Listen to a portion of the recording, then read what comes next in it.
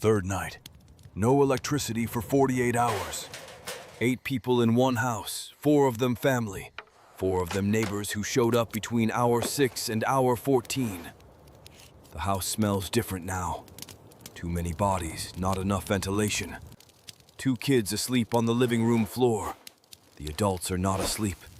And 2 of the neighbors are standing by the kitchen counter with a question none of the survival channels prepared anyone for. Who's in charge here? And what are the rules? Every channel on this platform has a 72-hour video. Water purification, shelter, caloric rationing for 1. The math is clean when the denominator is 1. It stops being clean the moment the denominator becomes 8. A survivor counts rations, a leader counts people, and every person is a variable that no spreadsheet predicted. The story starts at the door. Sometime in the first 12 hours, a knock.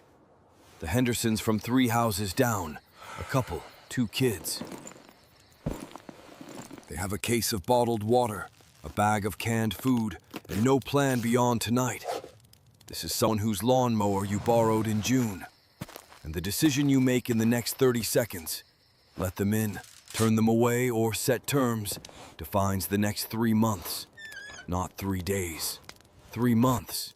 Because whoever is inside that door on night 1 is inside the circle for the duration. Now the house holds 8. Here is what changes immediately. Sleeping arrangements. Not where people sleep. How the decision is made. A survivor picks the best room and locks the door. A leader walks the house, counts the rooms, counts the bodies, and makes an assignment that nobody loves but everybody accepts. The couple with kids gets the bedroom. The single neighbor gets the couch. Your family takes the back room. You sleep closest to the front entrance, because if anyone knocks at 3 in the morning, the first face should be yours, and the first decision should be yours. That is the first act of governance, not a vote, an assignment made by the person who accepted the weight. Night watch. This is where the circle is built or broken. 4 adults capable of a shift. 2 shifts per night, 10 p.m. to 2, 2 to 6. Assigning a 4-hour watch to someone you met 2 days ago requires the ability to trust a process when you cannot yet trust a person. The watch is not about security alone. It is the act of staying awake while others sleep, knowing tomorrow someone does the same for you. Every military system in history understood this. The watch builds the unit, not the other way around. Fork 1, morning 2. The husband from the couple says he wants to leave. Take his family, take the water they brought, take canned food from the shared pile, because he contributed it, so it is his. His water is already half consumed. The cans he brought fed 8 people for 1 dinner. What he is asking is to leave with more than he arrived with. A survivor lets him go and locks the door. A leader sits across the table and talks through the numbers, not to guilt him, to show him what leaving looks like. 2 adults and 2 kids on an empty street with 4 cans and no watch partner. The answer is not always stay, but the terms are clear before they walk, and the circle's resources do not walk with them. Fork 2, night 3. The single neighbor refuses the 2 a.m. shift. Says he did not agree to this.